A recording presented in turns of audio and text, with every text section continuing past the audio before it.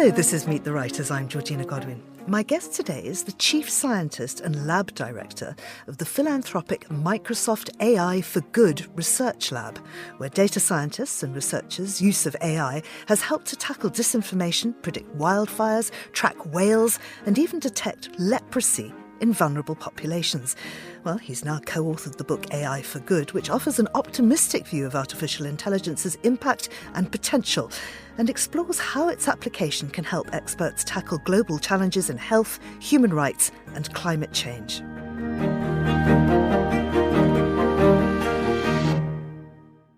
Juan Lavista Ferres, welcome to Meet the Writers. Well, thank you very much. Pleasure to be here. It's wonderful for you to be here. I know that my colleagues first came across you at Davos. They read your book, they spoke to you, they came back absolutely brimming with enthusiasm, going, you have to get this guy on the programme. And I'm so pleased to see that that has actually happened.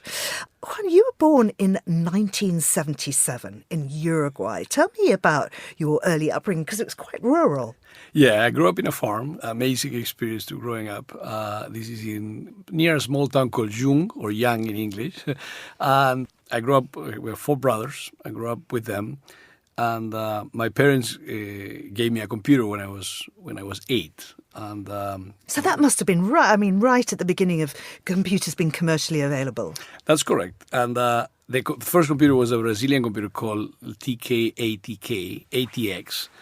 And that computer was a clone, not to say anything else, but so it was basically the Brazilian clone of the Sinclair Spectrum, the 48K. That was one of the first commercially available. It's British, and that was one of the first commercially available computers.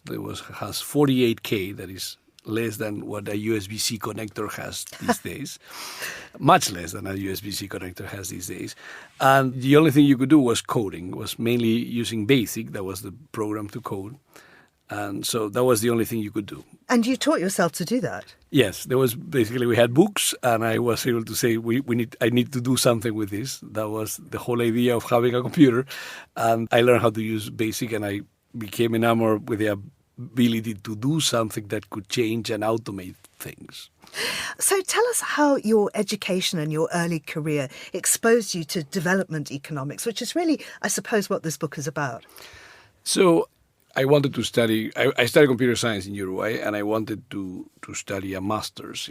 I wanted to go to the US to study a master's, and I got the way to do that. I went to do an internship at the Inter-American Development Bank. That is similar to the World Bank, but it's mainly focused in Latin America. It's a development bank that works with countries, providing help mainly from projects and helping countries develop. And as part of that, I was kind of the data person for a group of economists. Our job was to help measure the impact of these projects. Through that experience, that was, again, my whole idea was to go to the US and study computer science. But I became enamored with the idea of helping communities and helping countries in many ways and see the impact of some of those projects.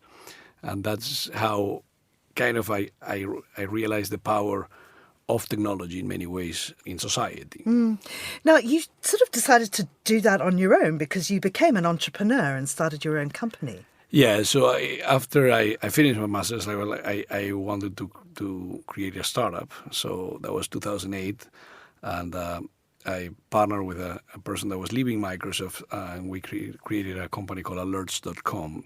That was a company that basically our job was to help people consume alerts. It was weather alerts or school alerts or news alerts. There was all sort of alerts. It was the combination of all of these. 2008 wasn't the easier year to create a startup. No, not at all. Not at the all. Big recession. It was a big recession, likely the worst year to create a startup. But that actually helped me eventually land the job in Microsoft, which was at the end was good. So tell us about that transition then into Microsoft, because you moved from commercial into supporting a project that effectively launched this whole AI for Good lab. I joined Microsoft again in early 2009. I was part of a team that our job was to help make Microsoft more data-driven. My job was to help randomized control experiments, and these are what we call in computer science as A/B testing, is trying to understand what ideas work and what ideas fail. and do this at the massive scale of Microsoft. Eventually, that small group became part of Bing, that is our search engine. And through that, I partner and work with like a colleague of mine at that point.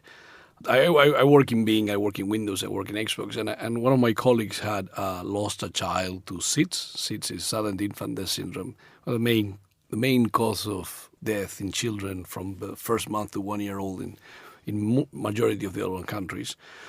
And he was trying to raise awareness of SIDS, and I said, well, we could hopefully we could potentially help from a data science perspective. And he put us in contact. He put us in contact with the people in Seattle Children's Hospital. That is an amazing research institution in Seattle. And they were working to try to better understand SIDS. And we helped them from a data science perspective. And it became relatively clear for me and for the team and for them that we could help a lot, because majority of what they were doing, they didn't have an understanding of, they didn't have the capacity to use AI on the data. And even though we were not experts in SIDS, our expertise was in data. By combining forces with them, we could actually help them a lot. And you've now, through this lab, found huge amounts of ways that you can help in various different sectors without necessarily being an expert in those sectors. That's exactly right. And that's something that it's also clear now that while majority of these, like trying to predict which person will click on your ad, on trying to predict which child will have higher chances of dying from infant mortality, for example, even though from a societal perspective, these two problems cannot be further apart. From a pure data science perspective, from a pure AI perspective, these problems are basically the same problem. And that's the power that we have as data scientists. From a data perspective, a lot of these problems look alike. Of course, you cannot do that by yourself. You need subject matter expertise. You need to partner with subject matter experts that understand what the data is saying, what the data is not saying. But from a data, it is clear that this is why we can work. And if you look at the book, these problems are very different. From social network of giraffe to trying to predict pancreatic cancer. I'm longing to talk about giraffes. We will come on to that, my favourite animal. But first of all, what I really want from you is just quite a basic definition. Now, our listeners are intelligent people. They've no doubt had experience of AI. I'm not that up on it. So if you'd explain it in language that won't offend them but will inform me. No, it's not. What is artificial intelligence? How can it be used for good? No, it's not offense at all. And I would say majority of the people are, don't have understanding, even working in some of these tech companies, have full disclosure on that. So in many ways, in a regular coding, what you have is you have our human intelligence, and you can convert our human intelligence to solve a problem. We convert our human intelligence into logic, and that logic we convert into code. That's basically coding is our interpretation of our logic explaining rules, and that's coding. That's an algorithm. So it goes back always to the human and the human brain. Yeah, so basically that's from a coding perspective. Yeah.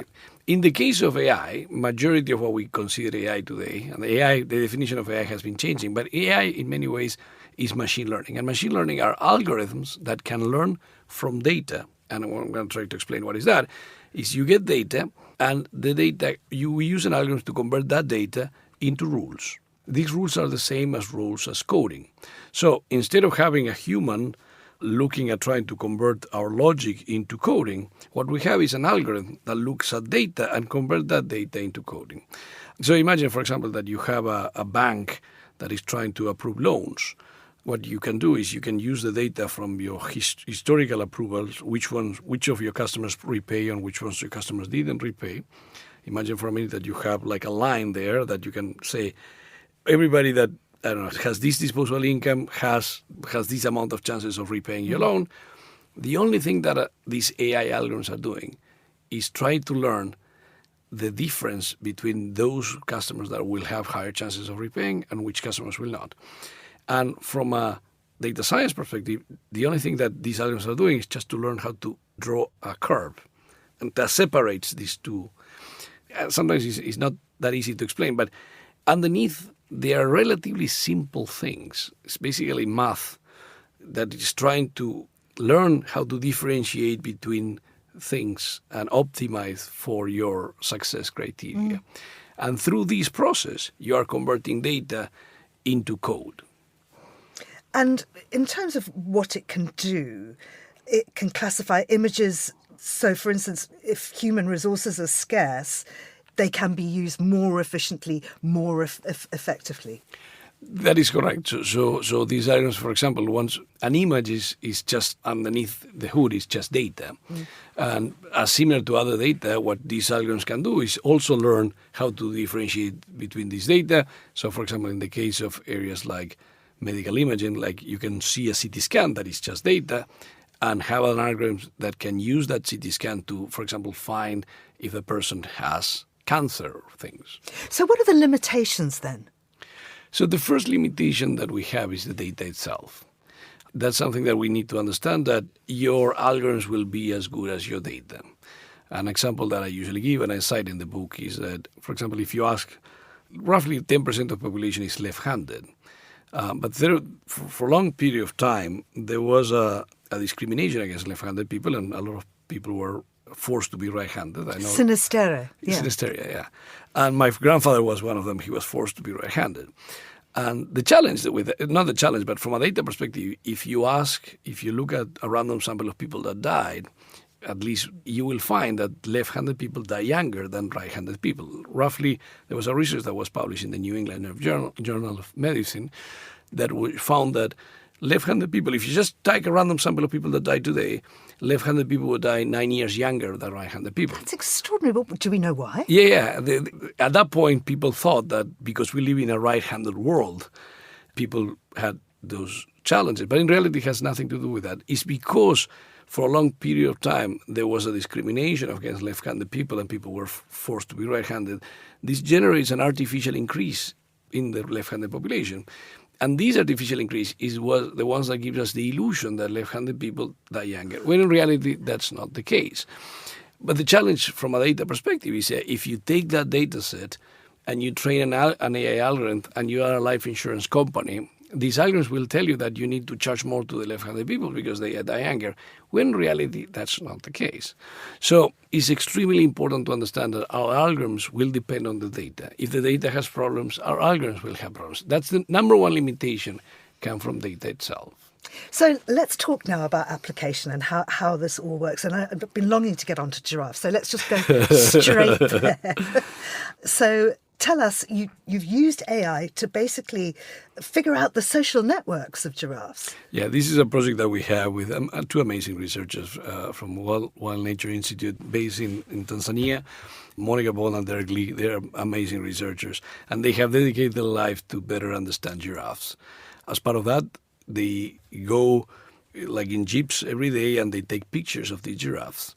And through the pictures of this giraffe and through AI algorithms, we can uniquely identify a particular giraffe. So this is giraffe number 1 or number 2. And you can go back 3 months from now and take the same different picture, and these algorithms will be able to match, which provides an amazing way to understand which giraffes are together, meaning that they are in the same group, and which giraffes are not. Once we have this data, and they've been collecting the data for years now, what we are able to do is a social network analysis on how these giraffes work from a societal perspective. And how are they mixing, how are they not mixing? Through this analysis, we can find, for example, that there is more predisposition of male giraffe to leave their community and go to other communities, much more than what we see in females. And this is something that is, from a conservation perspective, is critical for them to better understand how these social networks work. And through the study that is in the book, we found that we have these micro communities of giraffes, but they are part of bigger communities. And a lot of times these bigger communities don't necessarily mix with each other. It's like we have small towns of giraffes. Mm-hmm. So interesting. And I mean, you do various things with whales too. You look at poultry. I want to go on now, though, to humans. And this comes up in part 3 of your book, which is about humanitarian action. Tell us then how AI can influence the management of that. Yeah, so in humanitarian action, we have dedicated a lot of our effort to 2 main areas. The first one is disaster preparedness, but also disaster response. In disaster response, one thing that is critical is, let's say, whenever there is a natural disaster, you have a very critical time where you need to provide the teams on the ground, like organizations like American Red Cross or UN agencies, with an understanding of what happened and where. Correct. So for these, we partner with an organization called Planet Labs. They have satellites across the world, and whenever there is a natural disaster, they will task a satellite to put it on top of the natural disaster, take pictures of the natural disaster. At that point, we download the data from these satellites, and we use our AI algorithms to understand how many structures or houses were affected by these. And we provide these as maps to organizations on the ground. If we can provide this information in, let's say, 24 to 48 hours, this information can help them save lives because they can understand where to deploy and how many people they need to deploy. This is something that is critical, that without this information, they need to go on the ground and try to find which houses were affected, which houses were not affected. So that, from a disaster response, that's an area that we have worked a lot. We are, for example, right now, we are currently working on the Kenya flooding, and also in Brazil, where we have the data and we're providing this data to organizations on the ground. So whenever there is a big natural disaster, our team helps on that side. From a disaster preparedness perspective, we need to better understand, first, where do people live? And if we live in countries like if we live in Europe or if we live in the US, we have this illusion that we know where people live because we can go to an online map and see our house there, the roads are up to date, everything is up to date. But this is an illusion in a lot of countries, like in particular in Sub-Saharan Africa. A lot of these maps could be 10, 12 years old. And in some of these countries, in 12 years, some of these cities have double the size. And a significant portion of the people that are affected in some of these natural disasters are not in any map. If we don't know where they are, we cannot provide services, we cannot provide logistics.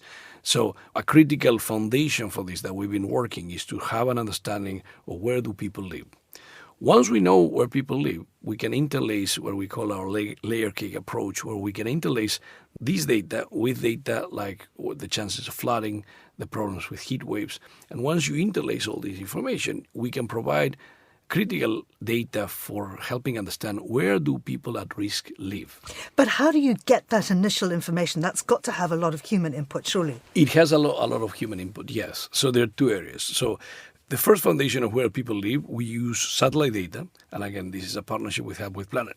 For the first time, we have a picture of every single square meter in the world every single day. So we download all this information and we use algorithms in combination with humans because we need to label data. We need to understand. So we have data that is labeled by humans, and these algorithms learn from this data that is labeled by humans to generalize to the whole world. And that's the project that we've been doing. So yes, a lot of these projects, majority of the projects that you see in the book, will have a very strong human intervention. That is, we need the data to be labeled by humans. We need to have, in many ways, the source of truth.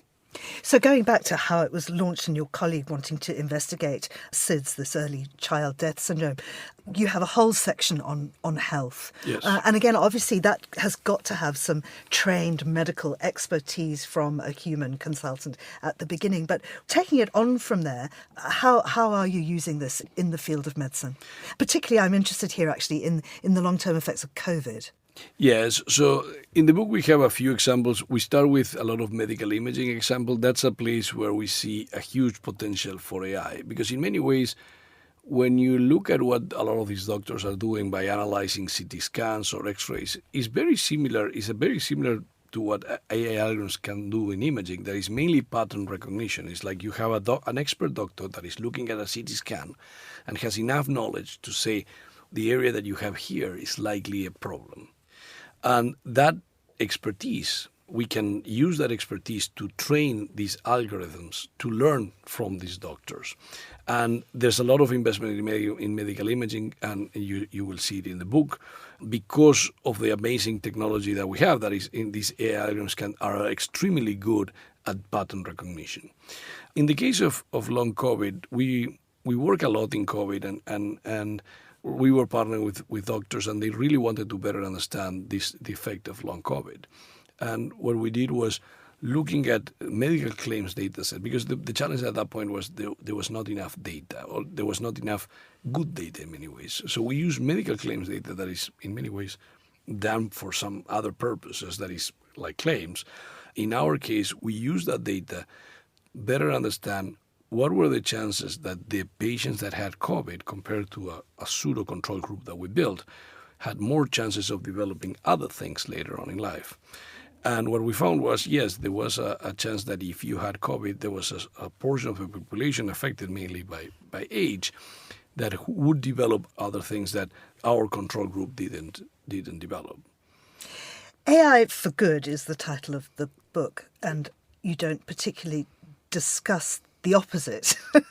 But I'd like to know about AI for bad, really, both in terms of misinformation, particularly in this huge election year, and also the impact on the human workforce. Yeah, so AI has a lot of power for generating either images or generating cloning voices, and of course generating text. Like the whole aspect of generative AI has a lot of power. And a lot of this technology can be an amazing help for society. For example, in the case of cloning voices, people suffering from ALS, one of the things that they develop through the years is they lose their voice. And their voice in many ways is their identity. So we've been using, and other groups are using this technology to help people like continue using their voice to communicate, which is great. At the same time, some of this technology can also be used for the wrong purposes, and people are doing a lot of scams on these. So what my team we've been doing for the last few months now is using AI to detect, for example, detect deepfakes, detect a clone voice. So in those cases, AI can be used also to help mitigate some of these. But in many ways, I think what is critical for society is to better understand that this technology could be used, and you could have a voice being cloned or a deep fake video. And of course, a fundamental aspect of this is for society to understand that this is possible. Similar to what happened, if you remember back in the 1990s, early 2000, when Photoshop became a verb, there was a lot of forgery in images. Like the whole idea of a fake image is not new. It even predates computers in many ways, like the first fake images happened before. But similar to what happened in Photoshop, when people got used to this, the effect that this could have in society was much less, because people didn't necessarily believe everything that was in a picture just for the sake that was in a picture. Now we have the same thing with videos and with voices, and it will take some time for people to adapt to that. And that's why it's critical for companies, and this is why Microsoft and other companies, we announced at the Munich Security Conference in February the Munich Accord, where we would help society try to reduce these risks. And what about the loss of human jobs? Technology has changed jobs for centuries in many ways. And if you look at what has happened in the last 200 years, in many ways, technology has been a net creator of jobs. So while it's true that technology can affect jobs and has affected jobs, I always remember, like, I grew up, and in order for me to make a phone call in the farm, the phone didn't have a keyboard. Like, you had to basically talk to a person, and that person could connect to another person that would connect to another person that eventually could connect to. So it would take me 6 hours to have a conversation with my grandparents. Of course, when technology arrived, and I'm not that old, by the way, but that was my like, growing up in a farm, that was my experience. And technology changed the way we communicate, and a lot of those jobs disappeared. And even in our lifetime, we have seen a lot of jobs disappear, not through AI, particularly mainly in many ways in automation, or change the ways society works. So from that perspective, I don't see that in this particular case is different. Yes, we will see that a lot of these jobs will adapt, and a lot of jobs, in many ways, some of these jobs might not be there, similar to what has happened in other jobs. But I'm still a firm believer that we have seen in the last 200 years where technology has been a net creator of jobs. I don't see why would this be different now. Do you feel a big sense of responsibility being head of this philanthropic institution, which is really at the cutting edge of research on this? Do you feel that it is incumbent on you and your colleagues to I don't want to say save the world from AI, but certainly guide the world towards a good outcome? I think the sense of responsibility we have is that we have an amazing opportunity to make an impact. And when you realize, one of the things that this is something that we discuss a lot, is that a lot of the organizations that we partner do not have the structure or capacity to hire the AI talent that is needed now. A majority of the AI talent today works either in the tech sector or in the financial services. So I do think that the responsibility is that we can use this technology to help society, and we need to make sure that we do it right. Mm-hmm. Could AI be used to make a book into a bestseller? Let me tell you one thing. AI can certainly help from an editing perspective, and that's one of the best use cases for me. It has been the fact that, as you likely realize by my perfect English accent, English is not my native language. So if you need, and my job requires, especially if you're going to write a book, requires very good writing skills. AI can help you a lot improve those skills and able to communicate in language. And that's one of the major, for me, the major impact for AI, for generative AI, has been exactly that. We live in a world where 100% of the top journals require perfect English. We also live in a world where 95% of the world, English is not their native language. And before this technology, some people were lucky enough to have an editor or have someone that would help them. But in reality, particularly in the Global South, that's not a possibility. So I do think this provides an amazing potential for anybody where the language is not, English is not their native language, to be able to communicate in English in a professional way. So. But not necessarily with making sure that the book climbs the bestseller lists, apart from the fact that it then will be good, well written. No, I don't think it will make that magic. I have to say that I don't think it will make that magic. Similar to happen. Technologies, like in general, if you look at some of the early animated movies that were done by having people drawing, some of those movies are amazing movies. And all these teams didn't have this technology. And they compete with movies that are made by, like, with powered by AI. And in many ways, even though you have these 30, 40 years apart, usually in many ways, these movies are better than some of the new movies. I think there's some human ingenuity that is unique, that is difficult to replicate. So. Just one last question then, for listeners who want to try out using AI and are really not sure where to start. I mean, I've done the sort of usual kind of getting ChatGPT to write a limerick or whatever.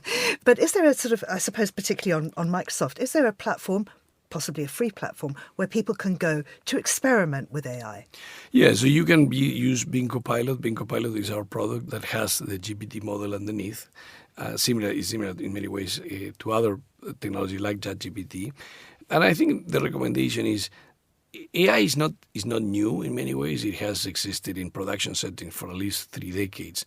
What this technology like GPT provides is the ability for someone that doesn't have a huge knowledge of computer science or deep expertise in deep learning to communicate using their natural language in a way that they can code. This is an amazing power. And so I would recommend everybody to test and start using this technology to help them do their jobs. It's not going to be magic. In many ways, a lot of things will not change. But it can provide for certain scenarios, like in my particular case, my first scenario is the fact that they can edit my English.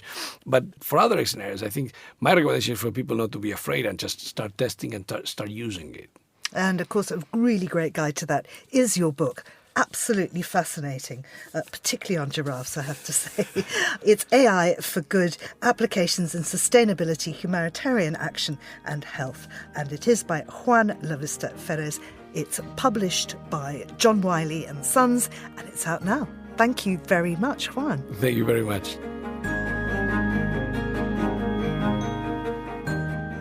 You've been listening to Meet the Writers, thanks to my producer, Tamsin Howard.